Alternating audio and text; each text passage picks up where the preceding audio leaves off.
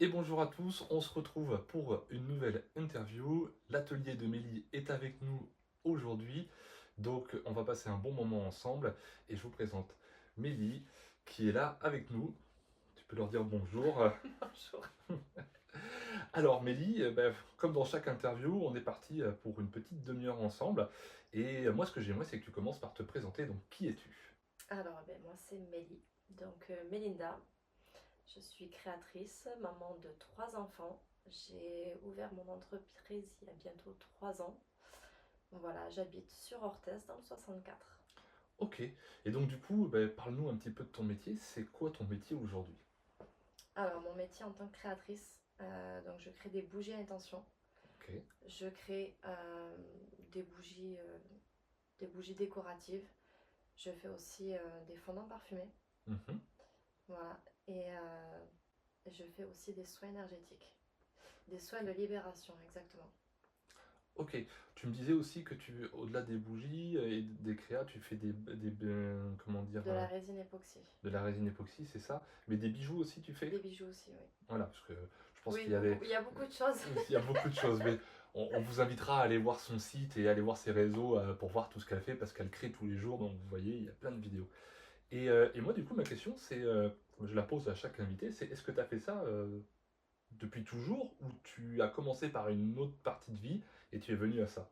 Non, non, j'ai été couturière. Ok. J'ai monté une première entreprise qui était dans la peinture en bâtiment. Euh, et ensuite, je me suis lancée pour moi-même. Ça, c'est cool. Ça, c'est cool. Donc, et en fin de compte, il y a eu quelque chose qui a fait que tu as basculé dans ce domaine-là. T'avais toujours pensé y venir ou c'est vraiment quelque chose qui est arrivé comme ça Non, j'ai toujours aimé créer. Ouais, J'ai toujours aimé. couturière déjà, donc Voilà, voilà. c'est Peinture ça. aussi, on est Ouais, encore dans l'expression. c'est ça, c'est ça. Mais non, je pense que certains événements de ma vie Mhm. ont fait que j'ai pris un certain courage et je me suis dit, allez, il est temps, c'est ton moment. Mhm. J'aime bien quand tu dis ça à certains moments de la vie parce qu'en fin de compte, tous les invités qu'on a eus, et puis c'est un parcours que je connais aussi, c'est souvent on a un facteur déclencheur qui Oui, disent maintenant si on vivait pour nous, si on amenait aux gens ce que nous on aime, euh, alors au début on croit qu'on va convaincre tout le monde, c'est et ça, puis finalement on se dit ben non, tant pis, j'ai pas besoin de convaincre tout le monde parce qu'on voit qu'il y a des réfractaires, mais en fin de compte on va évoluer avec les gens qui ont envie d'être avec nous, quoi. c'est ça, Et c'est c'est vraiment ça. dans cette dynamique-là, je pense qu'il faut le faire parce que sinon on sera déçu de vouloir convaincre tout le monde de ce qu'on fait et que finalement c'est pas possible. Et donc du coup, tu peux nous expliquer un petit peu en quoi consiste aujourd'hui ton métier de créatrice, parce que tu nous as dit un certain nombre de bougies, mais même moi qui connais un petit peu, je suis assez novice et je ne sais pas exactement ce qu'il y a dedans, quelle intention tu mets, pour quel type de personne c'est destiné. Ouais. Tu peux nous en dire plus? Alors en fait, dans mes bougies magiques, les bougies à intention, on va y retrouver des pierres, des plantes et des runes, parce D'accord. que j'associe le pouvoir énergétique des trois. Ok. Alors c'est quoi des runes du coup? Explique un petit peu. Alors les runes, ce sont des Mhm, symboles vikings, mhm, voilà, des symboles magiques, qui ont une mhm. intention magique et spécifique, Ok. voilà, propre à chacune. D'accord. Donc c'est vrai que ça, vous pourrez regarder sur Internet, hein. Alors je sais plus combien il y a de runes au total. Beaucoup. Oui, Euh, je me souviens plus. voilà. Parce que Mais moi il y en a beaucoup. j'avais un jeu de cartes sur les runes et puis bon, on voit les gens qui tirent les runes hein, Oui, dans les pochons et c'est assez celtique, viking comme tu viking, dis. exactement. Voilà. Et, euh, et du coup, elles servent à quoi ces bougies? À quel type de d'attente ou de profil de personne ça correspond? Alors en fait, moi j'ai créé toute une collection Mhm, euh, avec des intentions précises. Par exemple, on va avoir Phoenix. Phoenix, ça va être pour se libérer de son passé. mhm, Pour toutes ces personnes qui ont des charges assez lourdes, voilà, moi je conseille Phoenix. On va avoir par exemple Horus pour le troisième œil, mhm, l'ouverture ouverture d'esprit, communication avec le monde invisible, la méditation profonde. On peut avoir Luna, Luna pour le mhm, sommeil, la relaxation. Donc en fait, voilà, j'ai abordé certains thèmes. mhm. Et ensuite, quand je fais par exemple des lectures d'âme, je vais regarder au niveau des chakras. Les chakras vont me donner les pierres que Qui les correspond personnes ont besoin. Et je peux aussi également créer des bougies spécifiques sur mesure. pour une personne. Ok. Donc c'est vrai que là, on va revenir sur la partie soins juste après. Donc du coup, tu crées des bougies. Tu disais également que tu fais des, euh, tu fais aussi des bijoux, donc du coup c'est pareil, tu les fais Oui, par rapport à la lithothérapie, tu oui, associes, et tu fais sur mesure, oui. voilà. Tu fais quoi, des bracelets, tu fais... Bracelet, collier, boucle d'oreille, voilà, Ok, chevilière, porte-clés. Voilà, d'accord. ce que les gens ont besoin, ce qu'ils veulent. Tu fais également du décoratif avec tout ce qui est résine, ou ça a forcément une thématique? Non, pas forcément. D'accord, ok. Et donc, du coup, toi, ta partie soin, tu as un soin qui est bien à toi, Oui, hein, voilà, hein, on en avait parlé lors de la formation. Euh, Toi, tu fais de la lecture d'âme. oui. Alors, est-ce que tu peux expliquer un petit peu aux gens ce que c'est que la lecture d'âme et du coup, qu'est-ce que renferme le soin concrètement, à part un descriptif de la personne sur lequel après tu vas pouvoir orienter tes créations perso, mais il y a bien quelque chose en amont. Oui, c'est ça. Alors en fait, une lecture d'âme, c'est une connexion. La connexion d'une âme. Mhm, De mon âme à celle de la personne que j'ai en face ou que j'ai en visio. Voilà. Je vais aller chercher dans le conscient, dans le subconscient, dans la mhm, mémoire. Je vais faire remonter pas mal de souvenirs, de chocs émotionnels. Je vais aller chercher des blessures. Je vais aller chercher les chocs émotionnels. Je vais aller chercher les sentiments à soulager. Tout ce qui va être enfui et ce qui empêche d'avancer. mhm. Ce qui nous retient vraiment dans notre passé. Euh, les lectures vont aider vraiment à faire remonter tout ça. C'est ce qui va donner ensuite la libération. D'accord. Et quand j'ai fait la formation avec toi, Mhm, par rapport aux soins, mhm. cette formation m'a aidé justement à pouvoir associer ces deux choses. Ce que tu détectais et derrière l'aspect guérison. Exactement. Mhm, Parce que le but, enfin, oui, le but du soin de libération, c'est de faire en premier une lecture d'âme, mhm. où je vais vraiment aller chercher ce qu'il y a à faire remonter. Tu fais un contrôle technique en fait. Exactement. Voilà. Et ensuite, on passe au soin. Et le soin va aider à libérer. Une fois que tout est remonté, on libère. Et on dégage. Ok, super. Donc du coup, qu'est-ce qu'il faut comprendre par rapport à ce soin de libération? On vient vers toi plutôt quand on a un souci latent et qu'on n'arrive pas à ressortir la tête de l'eau, ou même quelqu'un de lambda qui croit aller bien, enfin qui va bien, on va dire, parce que croire, c'est dommage de dire ah je crois aller bien, puis finalement on m'a trouvé des emmerdes, donc non, mais qui va bien peut venir. Oui, toute personne peut venir. Après, bien sûr, la plupart du temps, les gens qui viennent chez moi, Mm. qui demandent mes soins, ce sont des personnes qui ont souvent des schémas répétitifs dans leur vie. Ok. Un cycle qui n'a pas été résolu. Exactement. Ok. Donc là, en fin de compte, on va quand même aller sur de l'accompagnement, soit de la douleur hein, par rapport à ton soin, soit sur un aspect de découverte, mais ça va pas être un réglage énorme. En fin de compte, on va trouver des petites choses, mais on va pas se dire, oh, en fait, il y a tout ça. Non, non. Globalement, quelqu'un qui va bien, ça va bien, c'est que du réglage et puis de la connexion C'est peut-être en ça. vie antérieure. Ok, ok, ok.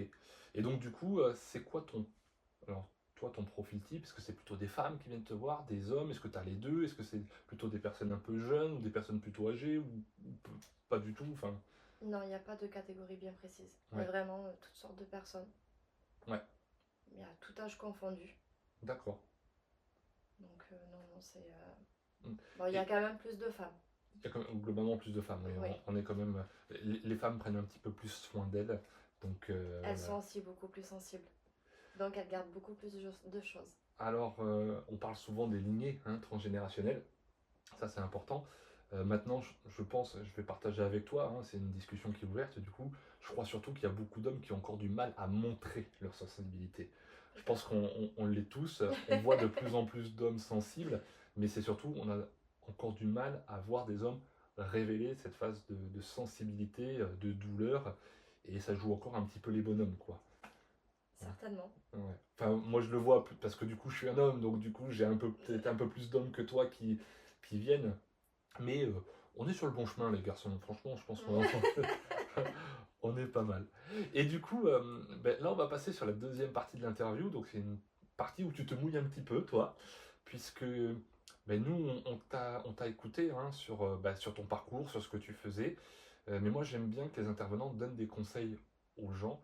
Et moi, la question que je pose à tous les invités, c'est que si en face de cette caméra, il y a des gens qui te regardent et qui ont des dons. Alors des dons, hein, ça peut être comme nous en magnétisme, en médiumnité, ou autre capacité, mais peut-être dans le champ, ou peut-être pilote automobile, ou on s'en fiche, mais qui ont quelque chose d'inexploité aujourd'hui et qu'ils hésitent. Euh, Qu'est-ce que tu leur dirais? Quel conseil tu leur donnerais à tous ces gens qui hésitent à passer à l'action euh, aujourd'hui en fait? Je dirais à ces personnes qu'il faut accepter toutes les phases. Un papillon, pour devenir papillon, il a une phase de transformation. Il faut les accepter, elles sont OK. Mais à un moment donné, il faut accepter d'être le papillon et il faut déployer ses ailes. Ouais, c'est cool, c'est ça. Ben, oui, l'image de la métamorphose, de la Ouais. chenille, tu deviens papillon. Ouais. Mais avant de devenir un papillon, il faut vraiment accepter tout ce qui s'est passé. Oui. Donc tu es en train de nous vendre le soin d'âme là en fait. Ouais, C'est aussi. c'est un peu ça. Hein, donc Aussi. on a compris le message. Donc si vous voulez comprendre pourquoi ça bloque, allez la voir. Et après ça, vous allez passer de l'autre côté de la barrière. Non, mais c'est vrai que c'est intéressant parce que cette transformation du papillon, c'est quelque chose d'évolutif, on le voit bien. On sait que c'est difficile de passer à l'action. Des fois, il y a la peur du jugement, des fois, il y a des problèmes financiers, problèmes de temps. Voilà. Mais étonnamment, on en parlait tout à l'heure avant l'interview, c'est que quand on veut vraiment quelque chose, on a beau avoir des problèmes, tout ça, on trouve On trouve le moyen. on trouve les moyens. Mm, Donc en fait, c'est à mon goût qu'une question de motivation. Par contre, c'est sûr que l'entourage est important, que ça soit social, familial, et ça, c'est pas toujours les plus porteurs. Oui. Voilà, hein, je pense, enfin, je sais pas toi de ton côté, mais je sais que ça n'a pas toujours été le plus porteur. Il faut un moment, une phase d'acceptation avant de passer là-dessus. Et puis après, il faut pas avoir peur d'aller chercher les gens qui savent quoi. Oui, c'est ça. Et donc toi, à tes débuts, quand tu t'es lancé, alors tu as monté une entreprise de peinture avant, donc tu as connu plusieurs lancements, mais on va vraiment parler de celui-là aujourd'hui, de ce métier que tu fais aujourd'hui. Euh, Est-ce que tu estimes qu'il te manquait quelque chose au départ pour être plus sereine? Et quels conseils tu donnerais par rapport à ça à ceux qui nous regardent? Alors au début, ça a été extrêmement compliqué. Alors au niveau de tout ce qui va être la créativité, j'ai eu besoin de personne. Mhm. Par contre, oui, effectivement, dans la communication, ça a été très très compliqué. Dans le développement au niveau des réseaux sociaux, Mhm. dans la communication, j'avais beaucoup de mal à m'exprimer, à trouver les bons mots. Ouais, oui, Donc ça, j'avais vraiment besoin d'avoir quelqu'un qui me guide là-dessus. Au fur et à mesure, je me suis entourée de bonnes personnes. on en est encore là, quoi. Exactement. Éternellement, Exactement, on en est ouais. toujours là, quoi. Oui, Donc, donc ouais, le conseil, toi, globalement, c'est aujourd'hui s'entourer des bonnes personnes. oui, Mais que ça soit dans le cadre d'une activité comme d'un développement, en fait. Hein. Et puis même du quotidien, finalement. Tout est beaucoup plus limpide, léger, et ça roule. mais c'est ça. Voilà. Et donc toi, ce qui t'a vraiment bloqué au départ, c'est la partie communication. Oui, ça a été le point noir. Alors qu'aujourd'hui, on te voit sur les Oui. réseaux, on te voit sur Facebook, on la voit sur Instagram un petit peu. Elle m'a dit justement qu'elle développerait bien son Instagram. Donc si vous voulez aller la rejoindre sur Instagram, voilà, beaucoup de TikTok, Oui. Site, oui, tu as le Oui, site, j'ai le site. avec les créations dessus. Oui, C'est quoi le site, le nom du site? l'atelierdemélie.com. Ok, l'atelierdemélie.com. Vous avez également l'atelier de Mélie sur Facebook. Oui, Instagram, c'est pareil. pareil. Et TikTok aussi. Et TikTok, oui, ben alors par contre, L'atelier de le chiffre. voilà, 2 avec le chiffre. Hein, méfiez-vous, mais bon, il y a un petit peu de monde dessus, donc on ne devra pas trop se tromper. Oui. Ok, et donc du coup, ben, est-ce que tu aurais un mot de la fin à donner aux gens qui nous ont supportés pendant ces plusieurs minutes? Alors non, c'est pas pour les gens qui vont nous regarder, c'est pour toi. Ah, c'est pour moi. Oui, je tenais vraiment à te remercier pour cette belle formation. Voilà, on était quand même nombreuses. Mm. Ça s'est très bien déroulé. Tu nous as donné des conseils extraordinaires. Et merci parce que ça m'a redonné confiance. Ben écoute, je te remercie beaucoup. Tu vois, je me tiens. Alors là, je m'y attendais pas du tout. Je suis en train de perdre mes mots. Euh, voilà, là, la reconnaissance, ben, vous voyez, quand on s'entoure des bonnes personnes, ben, du coup, c'est moi qui vais avoir le mot de la fin. euh, Ça concorde, ça avance. On peut faire des choses ensemble. Comme vous le voyez, ben, tous les gens que vous voyez en interview, certains considéreraient ça comme des concurrents, moi absolument pas, parce que je crois vraiment en la complémentarité. Même si je fais des soins aujourd'hui et depuis plus de 10 ans, j'en fais de moins en moins parce que je suis de plus en plus basé sur la formation. Et donc c'est aussi grâce aux personnes que je forme que je peux me détacher des soins pour envoyer les gens que je ne peux pas prendre vers ces personnes-là. Et puis du coup, ben, moi après je chapeaute un petit peu plus mes élèves, parce qu'aujourd'hui ils sont quasiment 380 depuis 5 ans et ça continue de grandir et les dates arrivent et ça se remplit à une vitesse de folie. Donc en tous les cas, ben, je te remercie beaucoup pour la reconnaissance, pour ce message auquel je ne m'attendais absolument pas. Avec Et plaisir. puis écoute, ben, j'espère que cette vidéo fera plein de vues, qu'on va la partager à plein de gens, qu'on va avoir plein de retours. Et évidemment, on vous encourage à commenter cette vidéo, à poser les questions. S'il y a des questions directes, je lui enverrai.